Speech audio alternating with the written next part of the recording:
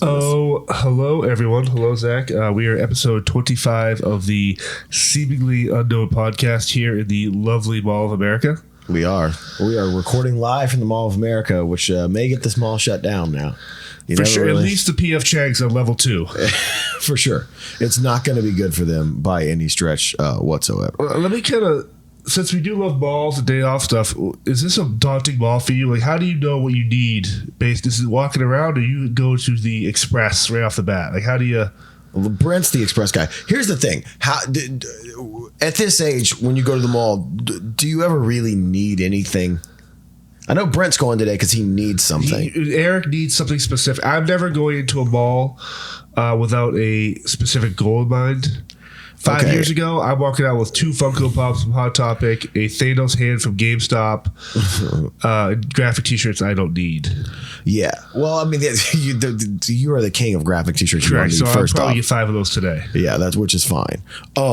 So for me, like when I go to a mall, like I went to the mall the other day. I don't know, for the first time in like my mall at home, first time in like I don't know, like 3 years or something. And it wasn't like, to me, it had changed. Like I feel like mall culture is changing. I don't know about if I'm going to feel that way here in the Mall of America, because it's like a proper correct mall. They keep it up. In Memphis, the mall is not kept up anymore. And like all the stores remind me of like, like mall rats, and there's like carpet munchers and like all these like weird stores, like like the Fashionable Mail, which is where like Ben Affleck worked. Like Bed Bath is like not Beyond. Yeah. Right. Yeah, dude. Bed Bath and a little further. Right. Not Beyond. We're not going beyond anything. We're still on Earth Beyond. Yeah, which is crazy. I mean, at the same time though, we see a lot of malls. We see a lot of malls. We actually thrive on the mall environment. It's almost like a subculture, really. A day off subculture. Yeah, but I mean, at the same time, like you can't, like we go to malls and it's so like there's different stores, there's different things, but it's all in the end, a mall is something so you just don't stay in your hotel room, I think, because every mall is kind of the same in this day and age, I feel like. The mall by me in New Hampshire, they the elderly generation, they'll do like their power walks in the morning with coffee and socialize. I think it's the coolest thing. Okay, well that's So it's warmer in the winter. They still walk their laps as opposed to walking out in the snow or sleet. No, if you go to the mall early in the morning, you're going to see the power walkers. Like the power walkers are that's like a total deal. Like there's a lot of power walkers in the malls. Yeah, no, great hogs, incredible shape. Speaking of great hogs, ladies and gentlemen, we have a new shirt coming. I was blown away by this. I commandeered our friend Nando, who does a lot of art for the podcast, and I had him make a shirt specifically for John that will be on sale very, very, very I think it's going to be very popular. I think it will be too, honestly. Eric hasn't been put on it. Eric, when we were in DC, I showed it to Eric. I showed the original drawing to Eric, and he's like, "You got to do this." So we added it, and you know what? Why not? Even though the shirts aren't ready yet, we'll put it in here. Yes. We'll go ahead and show a photo of the shirt, and you can see it, and it is amazing. John, what did we do this week? I know exactly what I asked this question, and as soon as I asked it, I know exactly what the first thing you're going to talk about is. Well, we had your lovely manager, Bill McGathy, set us up with awesome Yankees game tickets when we were in New York City. We were. We were actually in New Jersey, and we took a ferry over to New York City. Into a 3-mile walk into a taxi. It was John miscalculated the maps. It was nice out though. It was good to see people walking around actually enjoying the city again, because it is a great city. As much as I realize. Not a lot of masks in New York City. Not a lot of masks. Not a lot of pants either. Yeah, no, hardly any pants. Depending on which alley you walked down, obviously. Also had maybe the most casual fan encounter on the way into the ferry that's ever happened to me, especially in a giant city like New York. Yes. The woman basically walked into the ferry to grab a ticket. The woman goes, "Oh, you're Zach Myers?" No, she goes, "Zach Myers from Shinedown." And I go, "Yeah." She goes, "See you tomorrow." Just kept walking. It was like the coolest. Like it's almost like she hated him, but wanted to acknowledge. But wanted to acknowledge that she knew who I was. To feud her anger. I think she got in my head a little bit with that, honestly. But we did the Yankees game, and then we did Nurserat, Salt Bae, we've done that 25 times. But the one thing that happened never gets old during the Yankees game. It's one of those things where it's not a gripe. It's more of a observation that Zach and I both It's more of a wonder at this point.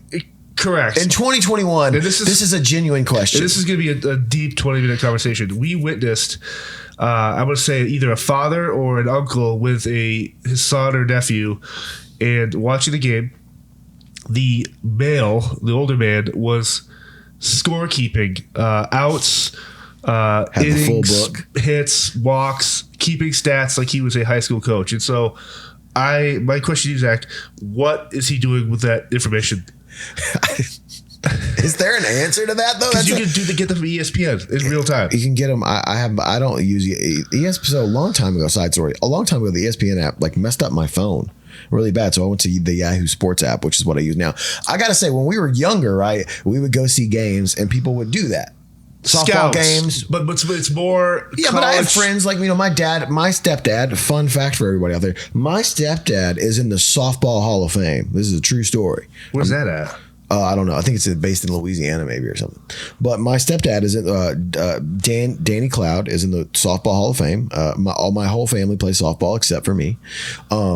And we can say your family's name there because it's in good taste. Yeah. Normally, when you say when I say people's names, it's not they're in either jail or they're on the lam, or that's who I lost my virginity to, or whatever. So I would see people at games when I was a kid at my stepdad's games, keeping writing down stats, right? But that was also pre-internet. The internet wasn't that around. Makes sense. There was no internet for you to get college stats. Agent or college scouts, professional scouts going to games. I totally get it. Basketball, all the sports. In 2021, a casual fan keeping stats on has a whole book of it. So obviously comes to almost every home game, keeps stats. I mean, every ball, every walk, every strike. You cannot look me in the eye and tell me this person has never murdered anyone. Someone has been murdered. No, he's at least made something out of human flesh. Whether That's it's what I'm hat saying. Like or belts. Here's the thing. I think personally, in 2021, and he had an iPhone. We saw him for sure. We saw him taking pictures with the iPhone. Right. So it had a button on it, but still, it was still an iPhone. Yeah, it probably didn't work. Still counts, bro. It's a superior, not superior. It's a what's the opposite of superior, John? Inferior iPhone. Yeah. It's like a 6. Yeah, like a 6 plus. Man. Verizon chocolate. he had a sidekick, guys. And he was taking photos. But listen, he had it enough to where he had a phone where he could easily get stats for a baseball game instead of writing them down. Now listen, I always bitch about how modern the world is, right? And like I miss the old analog days of a lot of things. That's not one of them. No, that's not one of them. I miss going in and paying for gas and cash. Yeah, little things like that. I don't think you need to keep stats. But back in my mind, I'm thinking the whole time when this guy dies, and not to be morbid, like he looked healthy, but we all do die. Most of us all die. When this guy goes, he's going to have a wall locker filled with these books. With stats. Stats of Yankee games. It's astronomical. And they're going to go, yeah, man, we got all these. Yeah, we went to Yankees.com and pulled these up. Can you imagine? I would be so pissed. The legacy of this guy. So listen, here's the scene, right? So they're reading the will, okay? His executor of his estate's reading the will. And the brother is there, the nephews, nieces, and they get all this cool shit, right? The women get all the jewelry, the money, the cash, house property. Yeah. And this son, who he's been sharing this moment with his whole life. God. You're like, and to Donnie, to you, your dad has left his stat books.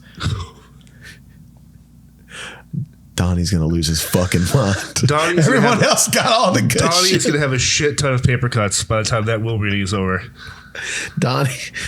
Poor Donnie. They get to the end of the reading, like, to Donnie, he left his most prized possession. Let me ask you this: like, do you His obviously you stat take books. your kids are familiar with basketball, Memphis Grizzlies, you Yep. take them to games. Yeah. The minute, say you went to a game coming up, and you took out a book and started keeping notes, would Ollie or Avery, or at least Ollie, be like, "Dad, what are you doing?" Yeah. Because he'd be like, "You've never done this before. Like, what are you exactly? What are you doing?" Exactly how you said that is how it was sounding. Hey, what are you doing? I don't think my son's ever seen me write on paper, so he'd probably wonder Dad, what was are you going doing? on. Watch the game, Dude, watch Why the do you game. care what this guy gets as a rebound? Speaking of, Nothing. my kid started. He's in preschool now, or sorry, he's in kindergarten. Jeez. Yeah, dude, he's like He's like, it's weird, man. We had 2 days off in Indiana, and I went home, and they were doing preschool. They're like, he's like doing stuff. It's crazy, man. Like, to think about, like, it's so weird to me, man. Like, He needs like a Miss Frizzle. Get on the school bus and travel and just get craziness. Human body, nature. You think he needs to go to real school? Is what you're saying? No, I think he needs to go hang out with like a Miss Frizzle, like a fantasy teacher, and just be like a guest instructor. Maybe. I mean, I don't know. Like, I'm glad he's doing school at home. We were kind of, even pre-pandemic, like we were gonna homeschool. You know, this wasn't like a new thing that came up. But it's weird that like he's like he can't like hang. He posted a video the day of him and him and Ollie where Avery was singing. Avery looks super. I mean, I last saw him at the Iowa Fair, but he looks even older now. It's creeping me out. Yeah, I posted a video the other day too of us sitting on the freezers outside. Yeah, because we were waiting on the rain to pass. And It's raining. my friend goes, I don't even know which one's which anymore. I do. All three of you could have passed off as each other. It Yeah. freaks me out. Hey, the other thing for the Yankees game, I think we both observed I have it when written the down. guys at the plate. They're The guy's yelling. like, "Good eye," or "Hey, come on, man, get that." That's literally written in my Oh, phone. dude, that guy cannot hear you. Well, it's like, or they're yelling at the pitcher. Yeah. Like, come on, give him the heater. Like, dude, we're in section 320, Right. which is the actual section we were in. Right. Which, by the way, great seats because you're right behind home plate, and we had access to a like a lounge that had The Jim Beam Lounge. the Jim Beam Lounge, which had free soda and drinks. We actually said we were part of a party, and we weren't. It's true, and they gave John free beer. Yeah. They actually had to give me a beer to make it look like I was drinking. Side note about this also, the yelling at the players from that high up, like they can't hear you. Like, here's Even the thing. in general. At a basketball game, you can hear that. You can hear it at a concert too. Yeah, I hear it every night. We Simple we Man. have some good stories Um, that we can share. I hear Simple Man all the time. But no, so Hey, we almost had Dustin. By the way, Paul's missing today.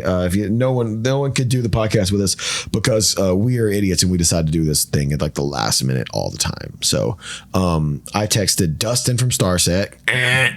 Didn't come on. He was at the grocery store and was perfectly willing to come on. We should have got him to come in at the grocery store actually. for sure. Danny Warsnott from Asking Alexandria couldn't do it. Chris Porter had to go catch a plane. Brad Williams was about to record a podcast, couldn't do it. Listen, guys, I texted everybody, and Paul is traveling right now, so can't do it. So this is us two goons is all you get today. You don't get a real person who's trying to diffuse us two idiots. Right. Anyway, back to the game. We go in. John's like, all right, we got to get dogs. And I'm like, you got to get a dog. So our plan was, right, we were going to go to the game, go watch like 6-7 innings, and then go to New Surrett, which is the Salt Bae restaurant. So go in, get a dog, eat it, delicious. John gets Popcorn too. gets popcorn as well. Eat that, watch 5-6 innings, get up, we're on our way out. John gets back in line at the hot dog stand. So I'm like, okay, we're not going to New Surrett, Salt Bae. And I'm like, yo, if we're going, I like very sternly, if we're going to Salt Bae, do not give me another hot dog. These are foot-long hot dogs, by the way. Yeah, they're bigger than that. Like, I think they're 14 inches. Best hogs in the stadium. Best hogs in the stadium, by far. The only hogs in the stadium, I think. Really? At least Maybe. Yeah. And so John comes back with 2 more 14 Fresh. inch. They were warm. They were hot 14-inch hot dogs. So you got to eat it. They're the Lex and Palers of Yeah. They were the Lexington Steels of hot dogs, ladies and gentlemen. Oh, man. And so we get this, and I'm like, assuming we're not going to go to Salt Bae now because I just ate 2 foot-long hot dogs and some popcorn. Get in the cab, to go back. John's like, oh yeah, whatever the street's on, like 53rd and 6th or whatever. I'm like, okay, that's where Salt Bae is. So we go to Salt Bae, and they said we had to have our vaccination cards. I did not have my vaccination card. John actually had a photo of his. Of a guy I took on the street. He just took a photo of someone else's. They didn't check our IDs. Yeah. And then we go sit down to Salt Bae and like have the toughest time ordering. So one thing we always order is the meat sushi. Amazing. Yes. And then we were trying to figure out what to order. And like at Salt Bae, here's what they do try to do. Because I'll tell you this. A lot of people go there, it's like, oh, it's so expensive. I'm going to tell you why. As a cook and as a person, as a fine purveyor of meats, insert any joke you want there. As a fine purveyor of fine meats in the world, all the meat they use is Wagyu beef. It's not necessarily Japanese A5, but it's some sort of Wagyu, right? So it's a very high marbling score. So it's not like you're not getting he's not cooking you a USDA prime steak. It's better the steak than that. isn't coming with a loaf of wheat bread and a blooming onion, folks. Yeah, this isn't an Outback steak. Right. The steak itself, the raw material costs a lot of money, which is why. And also, it's a family style restaurant. You go in and you share stuff, and like we always did. So we ended up ordering the Ottoman steak. Yep. Amazing. Is that what we got? No. We got the Soshlik. Soshlik, which is like a skewer that has like onions and scallions and whatever these Greek spices they use that are phenomenal. It's honestly probably just Cavender's, but it tastes really good on that. So then we get the Nusret special, which is a big thing of filet that comes out undercooked. They kind of sear it on the outside, and they bring out this hot, like crazy hot plate, and they put it on there, and it kind of cooks, and then they pour, and I'm not joking, a vat of butter over the whole thing to finish cooking with crostini bread, with like a French baguette kind of bread. Like a French bread that they dip in the butter. Right. It is the most decadent meal you could probably ever eat. Melts in your mouth. It is really good. If that was my last supper, it was well worth it. So anyway, we're at the Yankees game, and we ate two 18-inch hot dogs and popcorn, and then we went to Salt Bae and had a $400 meal at Salt Bae. Get in my belly! The other thing too, and it's one of those things where you're not going to go every day. I mean, we've done that before, but we've gone twice in one day to Salt Bae. We've gone 3 times in less than 18 hours. We did 3 times in a 2-day dinner, span. lunch, dinner. Yeah, but you go there. Every time I've been there, we come back with a story or an inside joke, or it just adds to the mystique of it. Mm-hmm. Like there's just something always about that place. Even it's better when he's there, obviously, because he adds that level of intrigue, and he might steal your woman. But very much might steal your woman. It is a really cool place. We were in there one time. It was the day that we ate there 3 times in 18 hours. And by the way, that's not a joke nor an exaggeration. No. We went in. And we had dinner with Barry that night, and then you and I went and had a lunch. So at lunch, there's these there's a lot of foreign people in there because he's Turkish, and I think that they like it. I don't know, maybe they have like their own magazine or something. Foreign people. You know what I'm saying? Yeah. They probably got like an email blast where they're like, hey, this restaurant's good. Or like from a highlight subscription. There's definitely times where we were the only American folk in this restaurant. So these 2 beautiful young ladies come in at lunch one day, obviously from another country, but not his, because he was trying to speak English to him. And by the way, he's not great at it. No. He speaks enough to get the job done in what you're about to learn. So we go in. Horsey. Yeah. What? What? Did you speak American too? Did you say horsey? I'm not sure what that's what he's talking. That's what he wants the girls to do. Horsey. So now entering the rink. So we go to lunch, and there's these 2 girls there, and he like brings them out like a steak, like in the shape of a heart. Oh. And he's like chatting them up. They're like loving it and blah blah. I don't think they even ordered that $400 steak either. I think that was on the house. He made them pay for it too, which is baller. I was gonna say it was on the house, but your joke was way better than mine. So they end up, talking for a while. We leave. We get a burger. By the way, top 5 burger too. Let's talk about that for a second. The burger. So what they do, I've realized is they take all the he gets huge chunks of this Wagyu meat, like a huge rib loin, right? So when you get something like that, when you cut it into steaks, you have a lot of excess that is still very edible. You're just cutting off parts that wouldn't be on a normal steak. So they make the burgers out of this like dry aged Wagyu beef, and they just grind that up, and that's the burger. So they take it's like a quarter pound, half pound burger. It's big. It's a thick burger. I'm more of a smash burger type guy. It's a thick patty burger, and they cook it.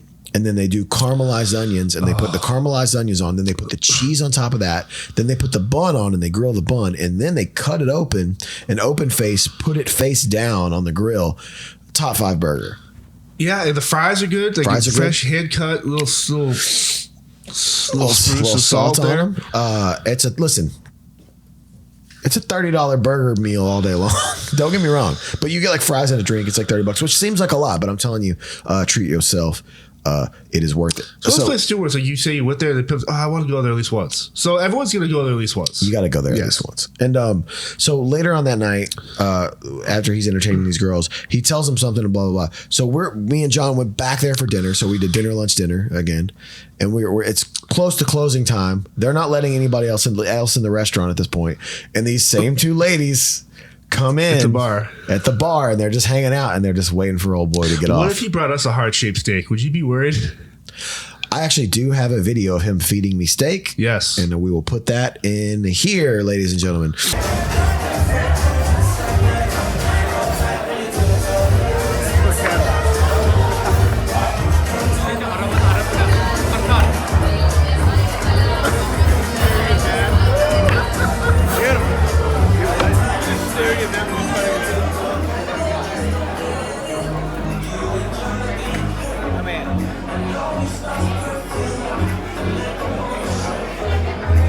That was a video of Mr. Nusret Goche feeding me steak, ladies and gentlemen. And listen, did I have an erection? Maybe not. Was I, but it was heavy. We know he did. Yeah. Because you can tell in the video. Did I have it? I don't know, but it was heavy. It was heavier than it should have been. And I'm talking about my wiener, ladies and gentlemen. Listen, he's a handsome man.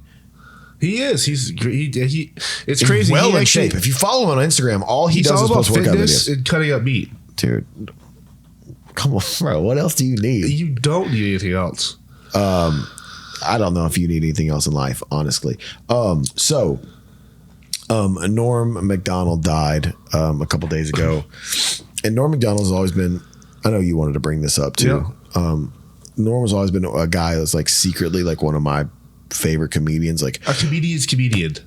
Yeah, when I posted about it on Instagram, I talked about the fact that like he was every single one of my favorite comedians would say like that Norm was one of their favorite comedians, which is crazy. Witty, like the tributes that came in from Jim Carrey to Dennis Miller to Conan O'Brien to Chevy Chase to like these Eddie Murphy, like the stuff they said, like his writing and wit was unparalleled. I mean, he's the best to me. Storyteller, just best awesome. Storyteller. And, he would take these stories that weren't his. He'd take like old timey, like 1940s radio stories and make them up and add to it, but say them as they're his life. Yes. And there's something to that, these punchlines. Even in my bunk last night, I'm like listening to like the roast of who was the roast of? It was a roast of somebody. And I remember, was it Shatner or Chevy Chase? I don't know. I can look at my YouTube recents, but I was watching it, and he was saying jokes that weren't funny. You have to have a certain. You got to be me or you, right? You got to be somebody with a certain Bob Saget. Yes, it was a roast of Bob Saget. It was all nice, friendly jokes, like, "Hey, man, you're a really good guy." Yeah, like, and it was just like, man, like, what a clever like. There's something about that to, when a roast is normally just to go up and be as brutal as you can be, but to say like almost like popsicle stick, little kid jokes. Right. And what's funny is I was listening in my bunk and I was so tired, my eyes were closed and it was on YouTube and I had my headphones in. I could hear the audience not laughing, but you could hear every comedian losing their minds. And there's something about that, man, to have a guy like that. Like if you go back and watch any Norm Macdonald late night. Oh, Weekend Update Saturday Live, dude. That is some of the best writing. Oh my God. Dude, in the simplest jokes, right? Jokes don't have to be complex, right? They can be just the joke and the punchline. And I remember I saw that Better Than Ezra posted when he died. He did a weekend update about Better Than Ezra. He's like, number one on the charts this week is Better Than Ezra. He's like, and coming in second on the charts this week, Ezra. That's a fucking great joke. Hell yeah. You know what I mean? Like that is such a good joke. I love that band. And when you have something like that, you know, to me, and then like if you look up, listen, if you're watching this, look up Conan O'Brien, Norm Macdonald Moth. And he tells this is no bullshit. I think it's like a 6-minute joke. Oh, easy. It goes to commercial break. And then he gets to quite possibly the dumbest, funniest punchline of all time. Like truly amazing. So we're gonna miss Norm Macdonald. It's I think it's important to touch on, like we talked about when Chadwick Boseman died, someone that hid their illness and just did live their life out the way they just wanted the to. bravery of that, but man. It's super courageous to do that. Yeah, you don't want your legacy to be you sick and die. It's like you're gonna go out without telling anyone. I mean, because I feel like when you're sick, like I don't know, some people want sympathy, right? Some people want that. They want that feeling of longing for people that, you know, and like to just hide it from everyone and then you just go, right? Like that's insanity to me. Norm is the type of guy that probably recorded like a one last act. Always wanted to ask you. Is going to release it. Yeah, absolutely. And you know, like that's what you said yesterday, and I kind of thought about that, and like, you know, for me, you know, the joke that came out that everyone started posting the video of is when he's talking about cancer, which he ended up taking his life. And I don't know when he started writing this joke, if it was after his diagnosis. I think it might have been before even, but he says, you know, he was like, you know, when you die of cancer, he's like, I'm pretty sure the cancer dies with you. And he goes, you know, that's not a loss, that's a draw. Right. And I'm like, come on, man. Like to you know, call it foreshadowing, call it whatever, but like to write that joke and then that's how you go out. Like, it'd be cool. It'd be obviously not cool, but if that's his way, how he came to terms, like, hey, if I'm going to die with this thing, I'm going to kill this thing with it too. Yeah, you know, it's so cool, man, to have that. And we're gonna miss Norm, man. Norm was a great. There's a Netflix show called Norm Macdonald Has a Show, which is fantastic if you've never watched it. Yep. We are gonna bring in a guest right now, ladies and gentlemen. We're about to cross-pollinate Shinedown podcasts. Is Josh coming right now? Josh is coming in the chat right now. He's got to do the thing where he does like he's got to turn his video on. See, their podcast, they have all this fancy. They're always drinking whiskey. They've got a Kaika. They've got 17 cameras around. Right. He's probably putting on his Alex Trebek mask or like a Pat Sajak Are you going to mask. turn on your camera, Josh? That's okay. So I'm not at the studio. I'm in my wife's closet. Are you dry cleaning now? I think Josh is at the local dry cleaners. I think. Are you working your day job right now, dude? 2 minutes. Yeah. 2 minutes. Oh yeah, I got 1457 out here. He needs his slacks. Dude, that blouse would look killer on you, though. I gotta say. No ticket, no laundry. Yeah. No, that'd be great. You can see as like it's the trends, my wife, and then trends towards my suits behind. Yeah, Does I like that walk-in closet have a kitchen too? That looks massive. Yeah, dude. It is the biggest room in our house. How do you have a big closet? When we found this room place, in our house. my poor daughter has to live in a shoebox, but we got a big closet. So there you go. Yeah. We're cross-pollinating podcasts for the first time ever. I know this is great. Like a DC Marvel crossover, dude. This is like this, like right. I'm clearly DC. Maybe Star Wars, Star Trek. I don't think so. You guys are definitely Marvel. You guys got the crazy nice studio and all this. We do that. Are you saying we're darker? We're like the Gotham City of podcasts. We're the Gotham City of podcasting. Right. Honestly, like both of us feel a little guilty having you on this because we talk shit, and you guys are like the most positive team of people. And literally, I write notes all week of just things that I hate. And that's kind of what we talk about. Right. But you're positive. You're positive you hate them. I'm positive that I hate them, though. You know. We brought you on today because you guys have launched a Kickstarter for quite possibly, and I'm not just saying this because you're on the pod. When I played this game, I went back. I have a friend group at home, and we play games on weekends. Yeah. I'm like, we have to make this game ourselves because it's not out. And now there's a chance that it's going to be out. Futility, the real game of living, ladies and gentlemen, it could possibly be out. Tell us, here's something I'd never asked you while I was there with you playing the game. Yeah. How did it come about? Well, so when we were first launching Good People Association, and you guys can check it out, youtube.com/c/the Good People Association, we were like talking about what we were going to do on our big first like stream, membership stream, whatever, the first thing that we shot in the studio. And everybody was like, we should play a game. And I was like, why don't we just create our own board game? And Ken was like, well, what would it look like? And I was like, I don't know. Like the game of life, but funny. And he was like, so wait, we're like role playing as other people? I was like, no. We're ourselves, but we're just given like real life situations where it's instead of being like, oh, you got divorced and you own a car now, it's just like, oh shit. It's like, oh, my in-laws are here and my mother-in-law takes 30-minute shits, right? Like it's something like that. So the actual game of what happens in your real life. Basically. Correct. And so I started saying like, all right, well, what's frustrating about life, right? Every time you go somewhere, you get sent back another direction. Or every time you think you're making progress, it's like, nope, you hit road construction. You're late for a meeting. For some reason, they've coned off the entire freeway and nobody knows why, right? All those like basic things. And then adding in like all of those funny real life situations where like, oh, okay, my best friend from high school now works at Amway and I'm in a pyramid scheme. Shit, I didn't see that coming. Right. It's like, I took yoga one time and now I have a full year yoga membership for no reason other than the instructor was very hot. Like that's it. I will say this. I will say that when I was playing it, some of the situations that came up in the game, you get real life like PTSD.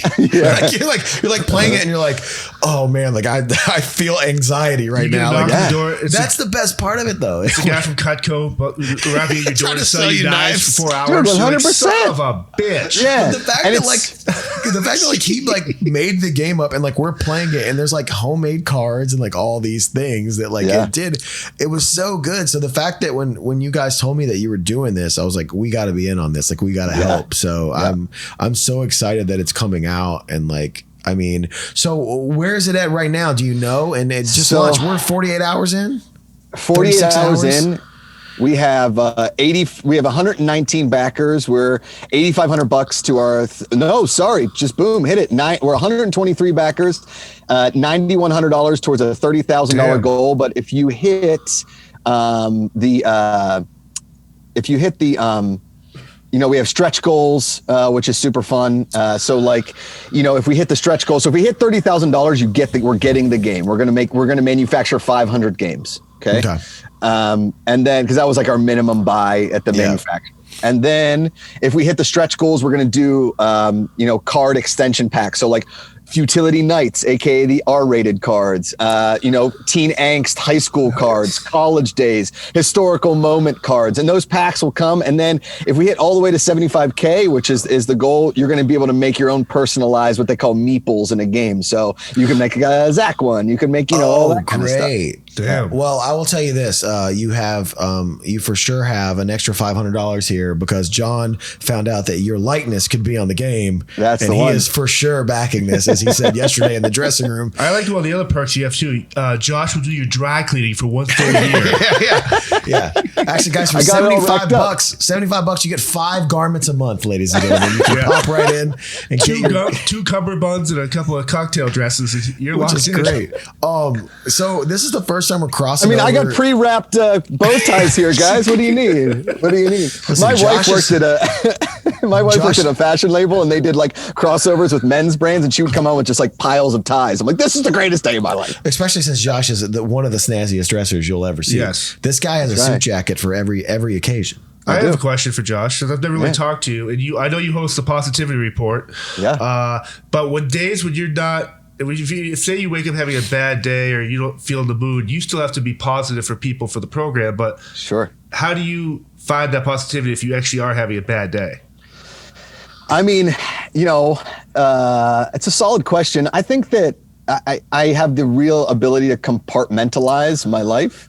And if I'm having a bad one, I don't want anybody else to know that. And I don't want to bring my badness anywhere. So like I say at the end of every show, you choose positivity every day. It's an active choice. So like, if I'm really not feeling great on my way into the office, and Zach knows this, I will put on Kenny Loggins, or I will put on a yacht rock jam that really gets me in the mood. And for the next couple hours, I feel really good about myself. Now, do the negative thoughts creep in? It happens, but you know. Yeah. This man is the yacht rock. I've put it this way. I've never heard the Who phrase is your top yacht five yacht rock bands for you, Josh? Top 5. So if we're talking artists and bands together, yeah. So you're going to, Top of the Rock is obviously Christopher Cross. Oh, damn. You know, Ride Like the Wind and Sailing are two of the greatest yacht rock songs. Love the NSYNC cover of that too, by the way. Oh, it's really good. Yeah. Amazing. Then you've got, then your next, I don't want to say tear down, but in there is Michael Macdonald, Ambrosia, Kenny Loggins. Okay? Ambrosia. Yeah, Ambrosia is lights out.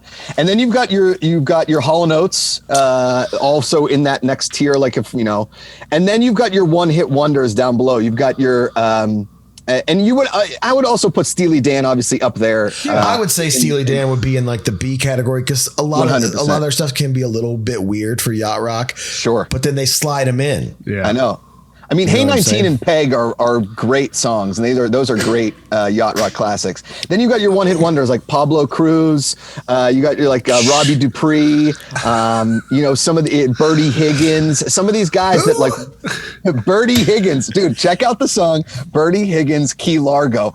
I'm not saying listen to the song. I'm telling you to watch the music video. It is unbelievable. I love that you always talk about. He's music also videos. the delivery guy at the Cleaning Express. He's actually the delivery guy at Josh's laundry service that he's running right there behind him.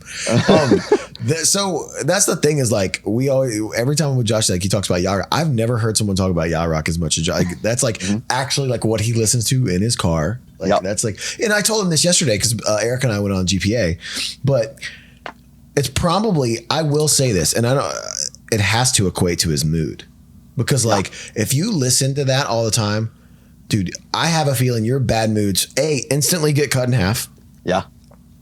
And B, whatever, like you said, like me, like I'm out here, like I have kids now, so I miss my kids a lot. So like, that's the hardest part of being on the road for me. Totally. I would find that very hard. I only have a 6-month-old, so I'm very new to this dad thing, but if because I used to travel a ton for work, obviously before COVID. I mean, I was living in New York and I'd be on the road a lot. And now that I have a baby, if I can find the work here in California, I'm staying here. Yeah. I mean, I'll tell you this, we had 2 days off. If I have more than 1 day off, I'm going home. Yeah. Like we have 2 days off. We had 2 days off in a row. I just flew home. I got to see soccer practice. It's awesome. It's for me, it is, everything, man. You know what, man, I'll be real. I'll tell a story on here. In May of this year, I thought about leaving what I do for a living. Wow. And dude, my wife doesn't even know this. She knows that part, but I did some therapy sessions, through Skype and, very important. And I was never that guy that thought I needed it. And then when I did it, I really enjoyed it. And, I thought my love for what I do, was waning. This is like there is no ambiguity behind this, and it's scaring that like we fuck around on this podcast, and now I'm like being way too real, and I'm a little worried about it. I start crying. You start crying. Actually, John has a theory after I talk about this, which will bring me out of this weird place that I'm about to go to. So go for it. I started going to therapy, and I thought my love for what I do was waning. And you can ask Brent Smith this. I mean, most people wouldn't have the chance to because they're not that close to Brent Smith, but Josh or you could or John could. But in May of this year, we were on tour with Smith Myers. We're doing the last show, and me and Brent sat down and have a conversation. And I can guarantee you, if you really asked him heart to heart, he thought that conversation was going to be me saying I was leaving the band. Wow. And but there's nothing wrong with it within the band. Right. Do you know what I mean? Like we still get along. We work out every day together. Like we still laugh. We still ride the same bus. We could all have our own buses right now. We could all have our own dressing rooms. We don't. Sure. And so in those therapy sessions, I thought my love for what I do was going away. And after about 5-6 times, she was like, listen, she goes, your love for what she goes, I got good news. She goes, your love for what you do is still there. She's like, but you miss your kids here. Totally. She's like, and that's okay. And just her saying like, that's okay. It was just like, it's so weird, man. Like I always felt like I was a person who like would talk to all my friends and like, that was my therapy, right? Like I didn't hide anything. I didn't veil anything. And then when I did it, I was like, man, so I'll tell you this, man, like when you have to be away from your kids, it's enough to put you in therapy. Yeah. I'll tell you that, like to where you're like, I always tell people like it's fatherhood, Shinedown. There's nothing here in this space. 0 things. Be a husband, fatherhood, Shinedown. And that's okay. I've realized that's okay because I love what I do. And once we got back out here, I realized how much I love what I do, And you know what, dude? Like my dad, most of like the beginning part of my life up until, because your kids are what, like 5 and 6? 5 and 3. 5 and 3. Okay. I don't have that close Irish twins, bro. Yeah. 5 and 6. Come on. My dad is actually an Irish twin, but he's one of 8 kids. So that'll happen. Yeah. They're all Irish twins, dude. Yeah. Yeah. My grandma. 8, 7, 5, 3, 2, and had a 18 litter. months, dude. My grandma Rose, who my daughter is named after, was either pregnant or breastfeeding for 16 years. Yeah, dude. Barefoot and pregnant. Jeez. The whole time. Our friend Ben from Asking Alexandria, that's what he does to his wife, dude. She's they have so many kids, dude. It's crazy. Oh man, it's insane. I mean, I've got 1 and I'm like, I don't know how people have 2. And so dude, 2's a different game. Yeah, 2's a different game. My brother's got 4. I mean, it's going to his house with the 4 kids. It's just pandemonium at all times. And there's nothing. Anyway, when you do therapy and you learn, it's like, you learned a new love, right? It's not like you're taking anything away. And for you as a dad, like for my dad, right? He was on the road most of my like early life. Like he stopped as a traveling salesman basically when I was about 12 years old. Okay. And so for the rest of my life, he was in Pittsburgh. But those times when we were younger, like my dad would miss a lot of stuff. Did that make him a bad dad? No, because he was very like, when he was there, he was very present. He was not like an absentee father. We knew, and my mom stressed to us, like your dad is traveling to support this family. When we're all together, we're a very happy family. Because like for almost 3 years, my dad was on and off living in Japan in the 80s, which meant like, wow, you couldn't talk to him. Correct. Like we rarely talked to him. And no MySpace back then. No MySpace. Yeah. When he would come back to Pittsburgh, he would put on as much weight as humanly possible because when he got back to Japan, my dad did not like Japanese food. It wasn't like it is now where there's more American stuff. This is back in the day when he was living in Tokyo, taking the bullet train to Toyota Town back and forth. And there was a Macdonald supposedly that he would go to once a month because they could like find it. So, but like, later in life, when you're forming memories, your kids are going to know that you're there, and that's what your love for them is. Yeah, my wife always that's kind of like my joke is that I quit this industry every day off because when I'm in a hotel room by myself, I call my wife and I'm like, I miss my kids, and all this stuff, and I say it to be I say everything to be funny because that's kind of how I hide how I really feel. Of course, but, my wife is always like. She's like, I don't think you understand that, like, when you're home, like what you said about your dad, right? Like, she's like, when you're home, you're home. Yeah. You don't got to go to the office. You don't have to do like, so she's like, honestly, I think you get more time with your kids than like a 9-to-5 dad. And I'm like, but they get to put their kids to bed every night. Yeah. You know what I mean? Like I don't, so it's like, it's a weird trade-off, but I think she's right. It's like when I am home, like dad's there. I don't got to do nothing. I got to talk to Brent Smith on the phone for 7 hours a day usually. But other than that, he knows that my kids are around. By the way, like most adults will be like, oh yeah, kids are around. Don't cuss. That's not Brent Smith. Right. Brent Smith is that's just he just does it. He's like, I try. He'll always go, sorry, Ollie. I try very hard. She's only 6 months, but I try very hard not to swear. Yeah, but when you do the show, you don't cuss. Right, I've never heard you guys swear on there. No, we don't swear much. He said funkin' about 5 times yesterday. That's what. Yeah, I say funkin'. The other thing too with Josh, your quest to be the host of Jeopardy. Yes. He's gonna regret coming on this show right now. Here's the thing: I know what he's about to say because I know how twisted his mind is. So last night, Eric's like, "Oh, talk to him." so I'm like, "Oh, nervous really?" right And now. I'm just like, every time I see Josh on his program, like I don't know how I can be myself in front of him unless I played another character of me. So I'm just going to ask this question, Josh, and you want to be the host of Jeopardy so bad. Is there any truth to these news reports I heard that you potentially put a hit out on Alex? I knew something terrible was coming. See, we've been doing this. We're 25 episodes in now, Josh. Don't answer that if it's going to be incriminating. By the way, I here's love the thing. Alex Trebek, by the way. He's the best, and there's nobody that's going to fill the shoes, right? Like there is not. He did it too long. I mean, they tried replacing him with a racist. Wasn't a good look. No, even if he was a terrible host, he had done it so long, you can't fill those shoes. You know what I mean? Like, and he was the best. He was the best game show. Him and Bob Barker are the two. Pat Sajak's up there too, though. Pat Sajak, yeah. Pat Sajak too has got the easiest job in all of hosting because they pre-feed him with terrible one-liners, and he's so cheesy that everybody in America just loves him, right? Yeah, but you can tell if you're like one of us who like does things like this for a living, you can tell he's reading everything. You can tell it's not coming up. Like, what would happen on Jeopardy were real moments if they happen. He also had Vanna White. Has Vanna White, but imagine if Alex Trebek had like a muscle-bound dude who was like oiled up, and he was the one touching the strings. Yeah. He's got 92-year-old Johnny Gilbert as the announcer. You know what I mean? Which is, I mean, come on. The fact that they've had the same announcer.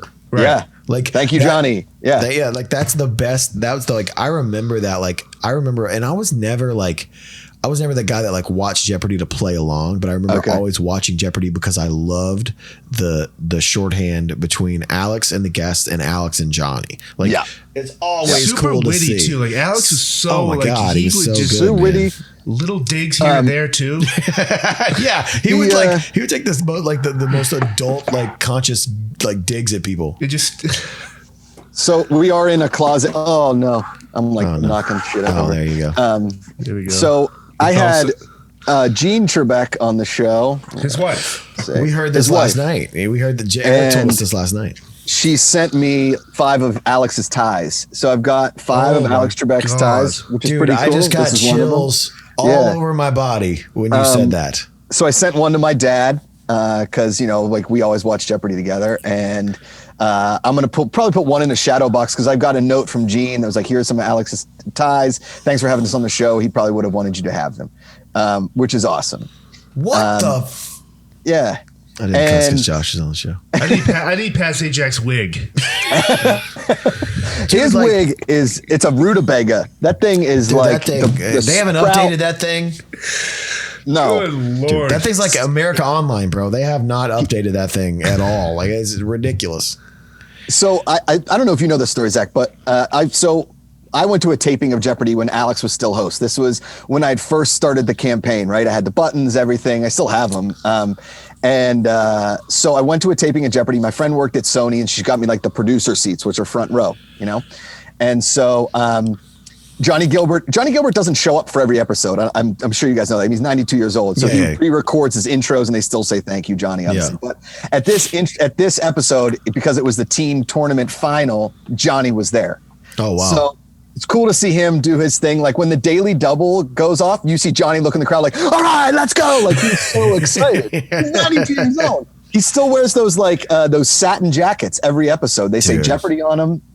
The best. So, I have the buttons on, and there's the guy, Jimmy McGuire's his name. He's in the Clue Crew. Awesome guy.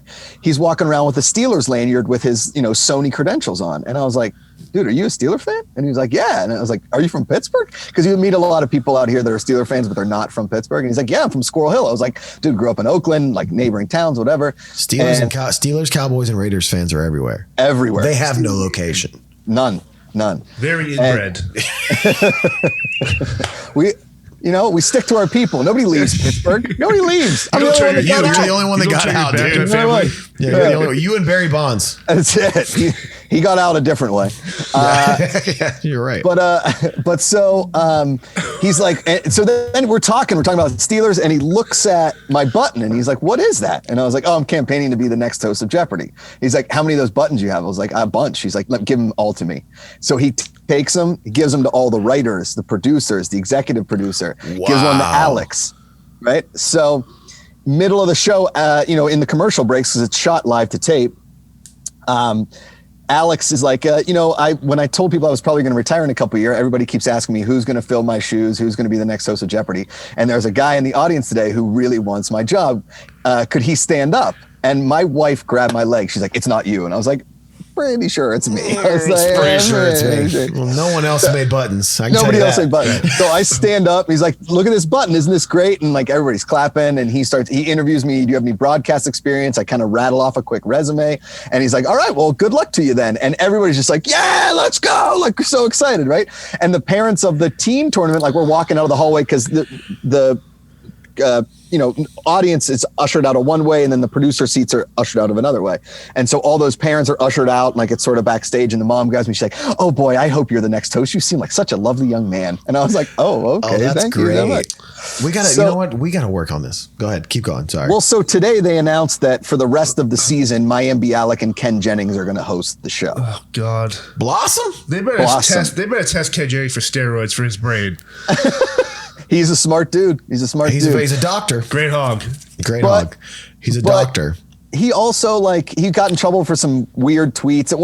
He didn't get canceled like the other dude did, but I don't know if they've announced anybody. I do have a friend of a friend who knows who's picking the next host, but they had such a tough time with Mike Richards and everything that. That's the guy that hosted for like half an episode or whatever. Correct. Okay. Yeah, correct. He also produces Wheel of Fortune too, I think, right? Or did? He's the executive producer on Jeopardy and Wheel of Fortune. Yeah, it's because they shoot on different days. Oh. There's not much that you have to do on a well-oiled machine like that as far as Right. executive producer. Yeah, goes. no, It's plug In and terms play. of fictional game show hosts, who do you like? Growing up, I always loved Richard Dawson and Running Man. Yeah. Or like Killian Dane. Are there who's a fictional game show host that you've always kind of admired? Fictional game show host. I mean, I guess you'd have to go Will Ferrell as Alex Trebek on Celebrity Jeopardy. Yeah, I mean, there's not. Speaking of, and then we were just talking about Norm before you came on. Talk about a comedic dynamic duo of Turd Ferguson and Alex Trebek. I mean, Sean it's so Connery. good. I mean, dude. I mean, it's funny. Yeah, it's funny. It's a big hat. It's funny. Funny. That's the thing is like, I think, as a fictional, I mean, Richard Dawson in Running Man was, The best. I mean, that was amazing. But Richard Dawson was a real game show host. Right. In real life. And rarely do you find, rarely do movies or anything do game shows. Yeah. Without using the actual host, right? Because Jeopardy has been part of pop culture forever. Wheel of Fortune too. And they, featured in TV shows, movies, whatever. There's a sketch show on Netflix. I don't know if you guys ever watched it. It's called "I Think You Should Leave" with Tim Robinson. Okay? Yes, I'm familiar with it. It might be the funniest sketch show since Key and Peele. I mean, it's so absurd.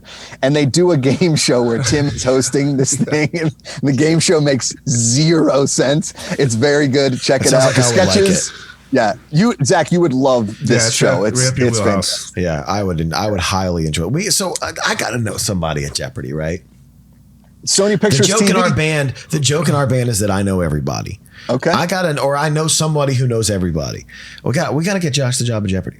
And here's the thing. I appreciate it. I enjoy the GPA, and I'm gonna give props to you right now that I tell you when you're not around.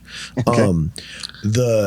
The dynamic between the three of you, and when Mark Ellis comes on as well, but the dynamic this is between Ken, the three, Riley, this Eric, is Ken, Josh. Mark, Yeah. Riley, and Josh, is so good and so naturally. Yeah, it's just, but there's a shorthand there, right? Yeah. That's my favorite thing about if anybody can have a shorthand with people, right? How they do. It's the Good People Association. If I know we probably have a good amount of crossover because Eric is involved in GPA, and then our fans, if that's what it is. Now there are a lot of fans of this that weren't Shinedown fans that just kind of came along to this show organically. Yeah. But you guys' show is so good, and Thanks, man. all you guys, I wish the best for, because it's truly like I told Eric this. I'm like before. I'm like, hey, even when you're not on, like I'll go on there. Like I enjoy it Always so welcome, much man. because it's so fun, and also like the thing that like I wish I could steal it, but I can't because I wouldn't be as good at it. Before we let you go. Yeah. And we are going to put the QR code up here for Futility. Rip it. And also we're going to put the Futility QR code on the screens, which we talked about yesterday on the GBA. I've heard. We Yes. got it confirmed. This is amazing. We Yes. got it confirmed. I'm sending them to Carter. They're going to be up on the And we'll screens. put the home address of anyone working for Jeopardy right now, so you better hire us. We're going to So, protest the ladies and hell out of you. gentlemen, we're coming.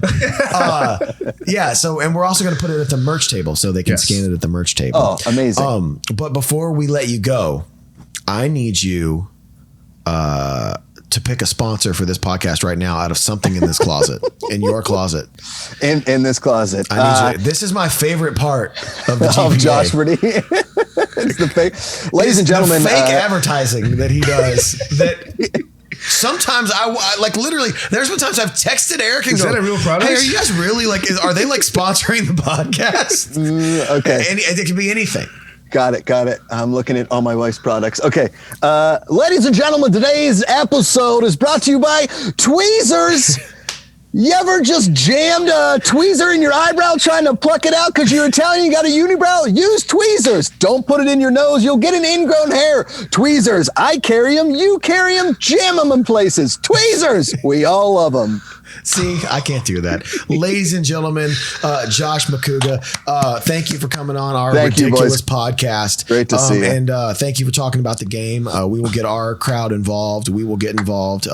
This game needs to be a thing because, and listen, you're basically a third of the way there right now. So hell yeah. And then we got to hit these stretch goals. So we will keep talking about it on this podcast.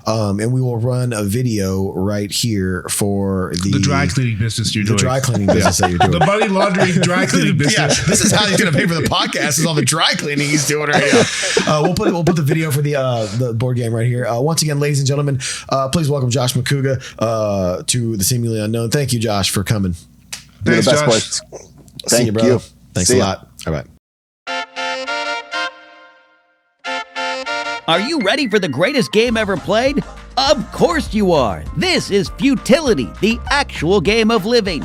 It's dynamic, confusing, treacherous. Futility is the first board game to bring that feeling of living on a day-to-day basis to your game night with hilarious twists and turns.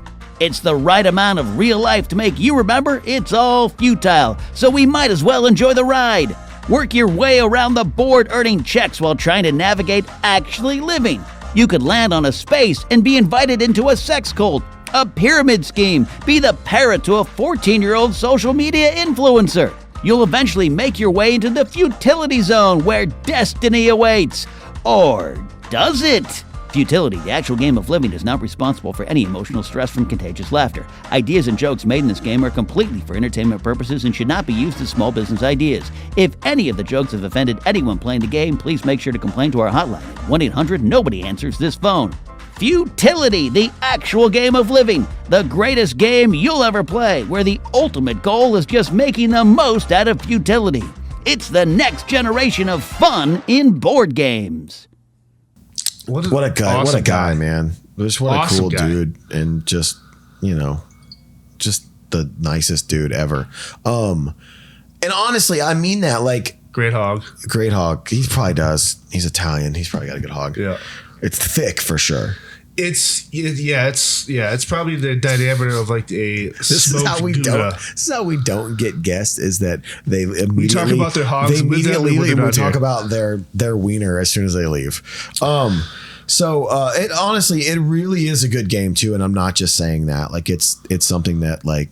It's just a really, like you said, best. It's just a really cool podcast where you don't have to go in there with any agenda. And Everyone's have positive fun. and they're really funny. They're really like I'm not joking about that. Like the dynamic of those guys It together. would be funny though if we did a show on their network, but we're just the exact opposite, super negative. Like The it's sun's too negativity hot, report. the rain's too wet. Can we get a show? We need a show on the GPA. Yeah. Can you guys make that happen? Super negative. Well, all right. One thing I want to talk about is is before we get into gripes and dreams and all that. So Bonnaroo got canceled last weekend, and I was just looking at their social media. They canceled it the day before it started. And then if anybody doesn't know what Bonnaroo is, it's this festival in Manchester, Tennessee. It used to be called the Ichiku Festival, which I played at, which Kent makes fun of me for all the time. And when he sends anything to my house, he puts Ichiku Festival and all this weird stuff. But truly an amazing festival if you've never been. But what happened was they canceled it the day before. And one of the main reasons we know that they canceled it was because it was muddy and they couldn't get trucks in. The Hurricane Ida went through, I believe. Yeah, but we also heard that they couldn't get enough staff to work it, which seems kind of par for the course. But man, I looked at, dude, shout out to whoever runs Bonnaroo social medias, because that guy earned his keep over. Like, was he giving it to him? What? Was he giving it back to No. people? Oh. But he had to deal with it. Oh. I went to their Facebook and Instagram. Why did you do that? So weird. I went to their Facebook and Instagram. It was so bad. I can't It was deal so with bad. Like, people. Here's the thing, though. It wasn't. Listen, everyone knows that the internet now is most people just bitching to bitch, right? Right. You know, just complaining. Keyboard warrior bullshit. Because they can complain. Right. They have a place to complain now, so they can complain. Bitches. A lot of this was valid. You know, people flew in from South America. They flew in from Europe. They drove 1,500 miles. Hot air balloon rides from Arizona. Yeah, like, which is that's 3 days in itself. And man, they were just like, how you guys canceled this the day before, blah, blah, blah. Any bands leak any information out? Like, hey, we're already here, ready to play. And I don't know, man. But like the fact that like everyone drove in and like now they can't get hotels. They were going to camp there. All the hotels are full because they canceled it. Like people were on planes when it got canceled. So like, you know, flying 5-hour flight or whatever. And then they get there and there's no hotels anywhere around Nashville because they're all booked because everyone canceled and all these people are going to camp. Like, man, I shout out to the person who runs the social media for that page, because either you're fired. Now, in contracting, is that considered a act of God weather? If that's the excuse? Yeah. I mean, but as a band, you have to pay back deposits. No. Oh, so they can actually use your insurances too. Yeah. I mean, listen, you can be a nice guy. Yeah. And give the money back. Yeah. An act of God is an act of God, brother. Gotcha. So like that side of the house. we get, you know, so we'll get a guarantee to play a festival. Say it's X. They send you half of that up front. Yes. Always, they have to. And then if something happens, like they cancel the show, that money's yours. Like, you know what I mean? Now, we've done it to where something's happened, you know, a venue had to close, whatever.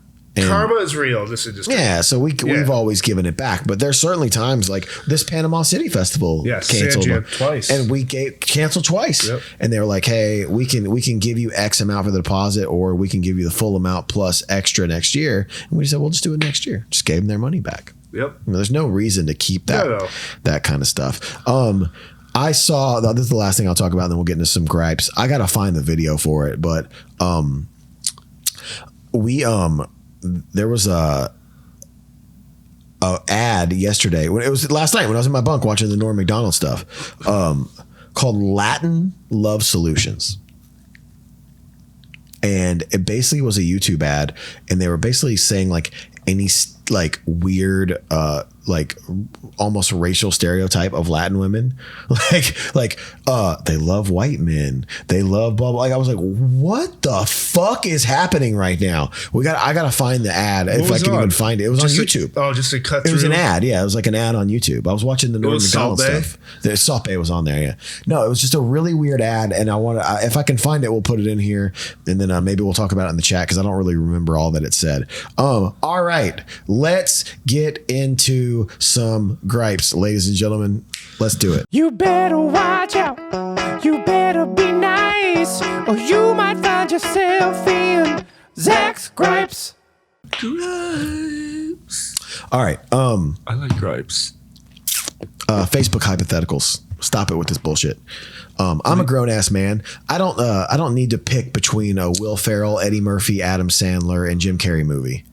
You know, like you know what I mean? Oh, These memes that are like, leave a heart if you love. Or no, one has to go forever. Fuck you, bitch. No, it doesn't. I'm an adult. I can watch any of these movies I want. Oh, okay, so you don't even Pick one. Have fun on. Okay, gotcha. I gotcha. Pick one. You have to get rid of one series: Lord of the Rings. Yeah. Avengers. No, I don't. I got unlimited money to pay for my Netflix, dude. Right. I got $7.99 for at least the next 3 years. Who knows? I might run out of money in 3 years, but I can stream on Hulu.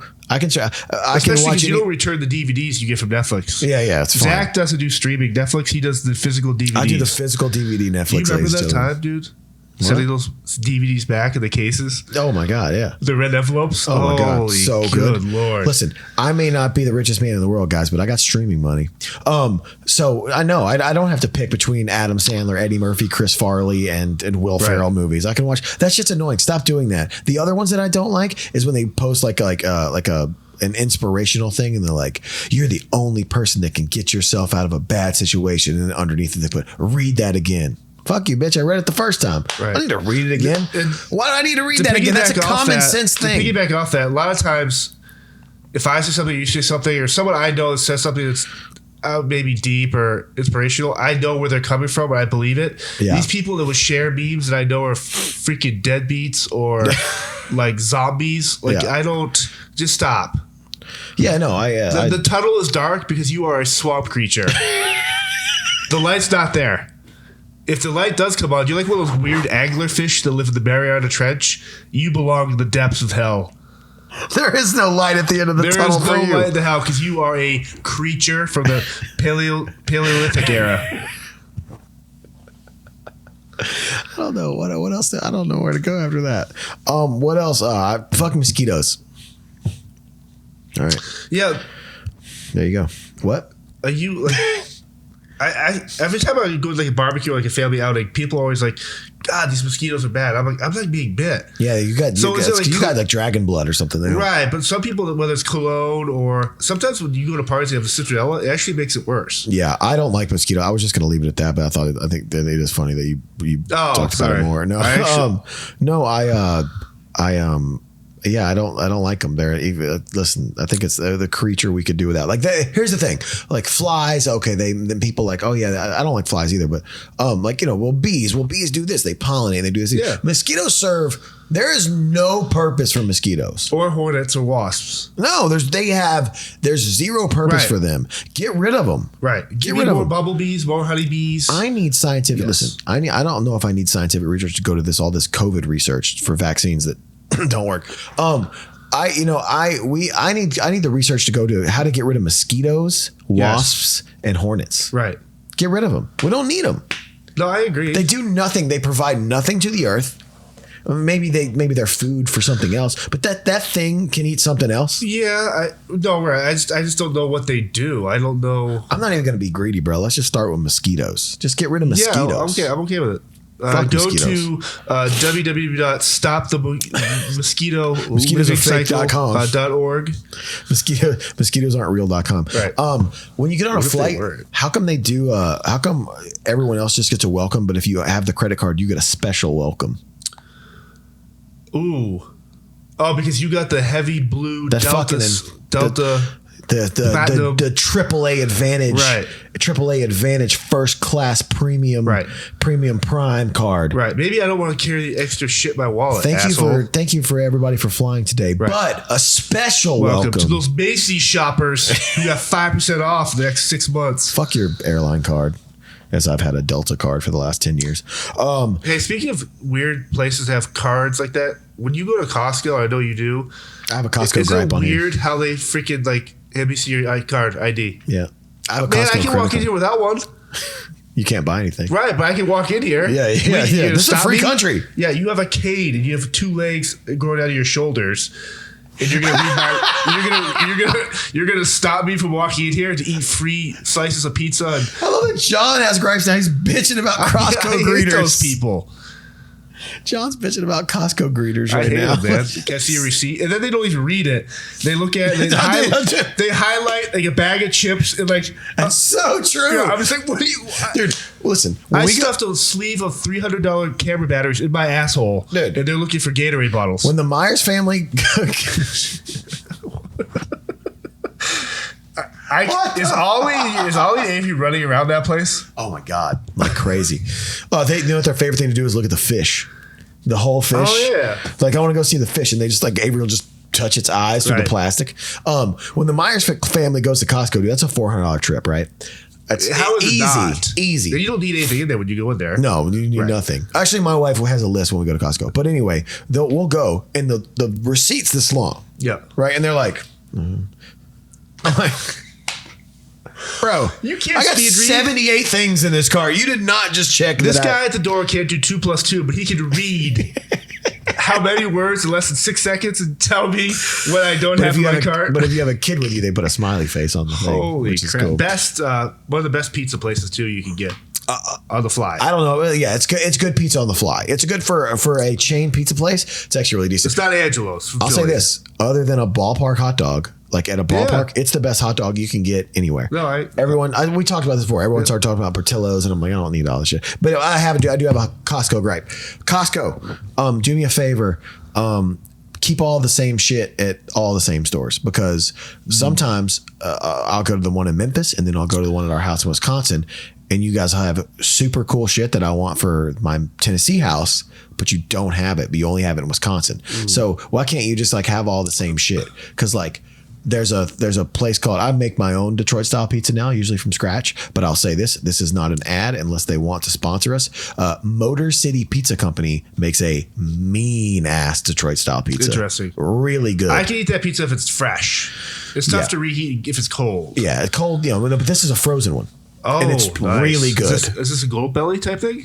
Yeah, but you can buy it at the store. Or Okay. you can buy it at the Costco in Wisconsin, but you can't buy it at the Costco in Tennessee. It's upsetting. And at Costco, they have a thing called double pepperoni, where they do regular pepperonis and they do little square Totino's pepperonis. Oh, stop it. Dude, the best frozen Detroit style pizza I've ever had. Anyway, that's my gripe. Be more consistent, Costco. Do I have any more gripes? Let's see. Read that again. Memes already talked about that. Kids. Kids are stupid, and it bothers me. My kids as well. As smart as they are, especially Oliver, a very smart kid. The other night we put Avery to bed, and this kid thought he was so smart that he laid down in his bed for 5 minutes, and Ollie got to stay up for a little while longer. And he gets up and he sits at the top of the stairs. By the way, it's 9:30 at night. Still dark outside. Zach has 5 staircases, by the way. I do not. At least 3. There's more staircases than there should be in a house. Every time I'll I've give been you to that. Zach's house, I go up one set of stairs. It's like an MC Escher painting come to life. I walk down a completely different area. There's more staircases than there should be in one house. I'll tell you that. So he goes to the main. Oh, is there a main staircase? He goes to the main staircase by the front door, and he's. I don't think you brought up MC Escher. So he goes and sits up there. He's been in bed for 5 minutes. And we go. My wife goes up to him and goes, "Hey man, go to bed." He goes, "Oh, I slept so good. That was such a good sleep." And he believed it. He thought that we were gonna go. We actually thought he went to bed, slept 8 hours, and woke up in the morning. Do you think he did This that because he thinks you dumbass guys are little stupid? kid. He's like, maybe my parents are this dumb. He does. I think he does think that. He told me the other day, I said, he was being a little punk, and I said, "Listen, I'm going to give you a spanking." And he goes, "I don't care." I was like, "Oh, you don't care?" "I care when I beat that ass." Damn. No, I'm just kidding. I spank him over the diaper, and it's like the easiest tap ever, and he like cries so hard it hurts his feelings. All right, one more. Stop putting masks on inanimate objects just to show us that we're in the middle of a fucking global pandemic. We get it. Oh God, the stuffed bears and shit. Bill the Bear does this. I hate that. O'Hare yesterday. What? I flew through Chicago O'Hare yesterday. Yeah. And they had like the big what is it called? The skeleton of a dinosaur. Oh, I saw that too. The T-Rex. Yeah, but what's that called? Is it just called The fossil? Fossils? There you Yeah. go. Which are fake, by the way. Dinosaurs are not real. That should be the episode 26, because I just remembered that Zach has this insane theory. We actually should bring Kent on for next week. Insane theory, the dinosaurs possibly could not be real. So I did not say dinosaurs. we will weren't jump real. into that next week, folks. I think there's certain dinosaurs. There's certain. Okay, but anyway, we got the mask. There's on certain the T-Rex. dinosaurs that I don't foresee being feasible. That's all I'm saying. I'm not saying dinosaurs weren't real. I'm saying that some of them seem a little made up. Pterodactyls being one of them. So 100. I walked through and there's a giant fake fossils of a T-Rex in there, because I'm guessing it's probably just a remodel of Sue, who was in the Chicago Museum. Yes, yeah. But this thing's head is 80 feet in the air and they put a giant mask on it. Like, listen, we know we're in the middle. I could literally look at anyone in this airport who has a mask on.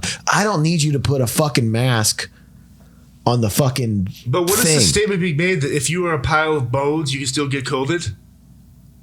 At this stage, dude, probably. I hate everyone. At this stage, yeah, you probably Oh still my. get COVID.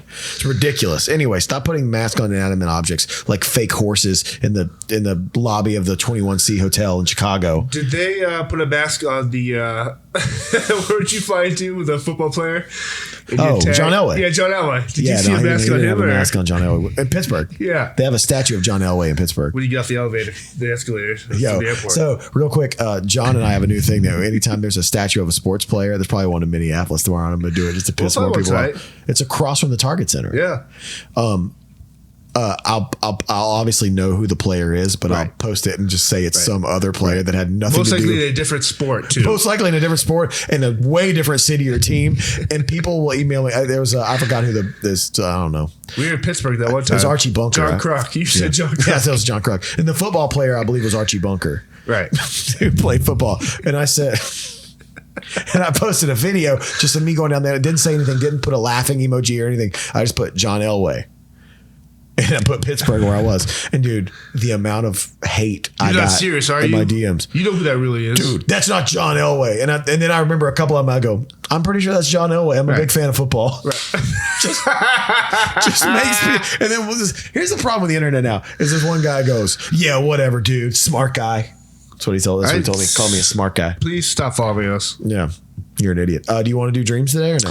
I have one life advice. John the Shaman, keeping you on track. All you gotta do is touch his big old sack of mail. I think it's important because we always got to joke about it.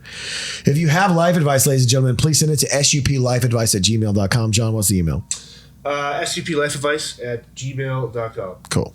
And so this advice, I'm kind of want to paraphrase it because it's kind of long, but when a band breaks up and that you are friends with that band, how do you guys as artists or friends of that band kind of pick sides without getting too involved in like the drama with said band? And they list obviously a bunch of examples.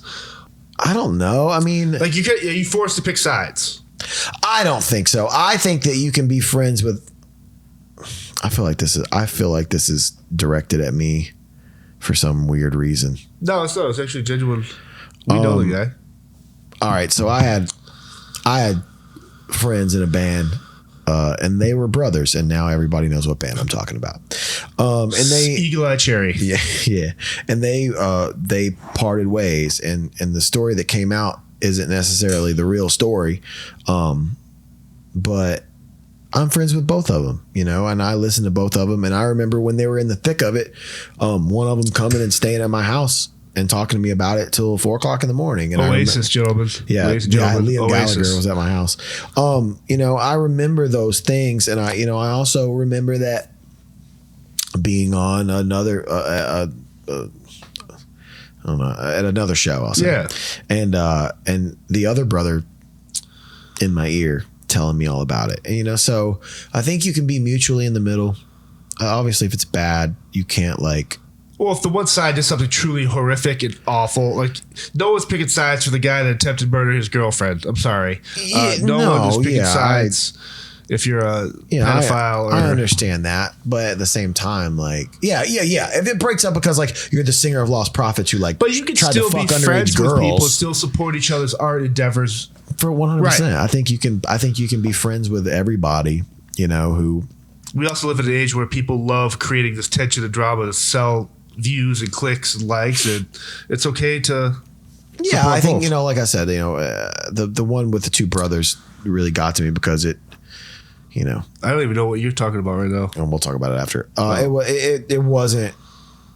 And listen, one of them will agree with me. It wasn't nearly as amicable as people thought it was. And that's the bummer part, right? It's because you got two brothers in a band, and you're trying to get through to both of them, and you're trying to say like, listen, man, like you guys can like, I can't imagine being at odds with my brother to the point where it's like we're gonna stop doing what we love to do that we've been doing together and that we started, and it's crazy to think about, man. But but also part of me wishes like those two dudes were almost like Oasis, and they were just like, yeah, this is why it's not happening, Right.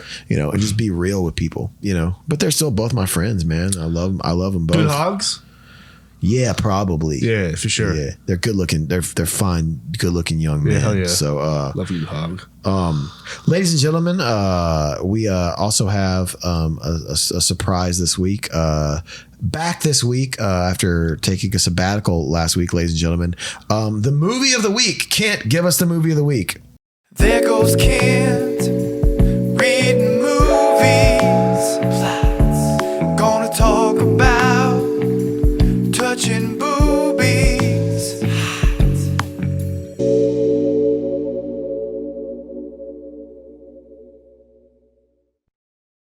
Hey, welcome to Bang, Channel 596. Tonight I got something special for you. My sexy neighbor's big, sweet jugs. Stacked amateur hotties get peeped on while they play with themselves. She's so horny, by the time she catches her neighbor perving out on her, she jumps his bones and worships his pole before taking a mouthful of cream. That's our selection tonight on Bang, Channel 596, just $11.99. What a great film. What? Yeah. I mean, honestly, I remember going to see that one in the theater. Yeah, I saw that one right after Speed 2 Cruise Control. We did a double feature for that one, yeah. Double it's an older penetration one, but feature. it's an older one, but it's still good.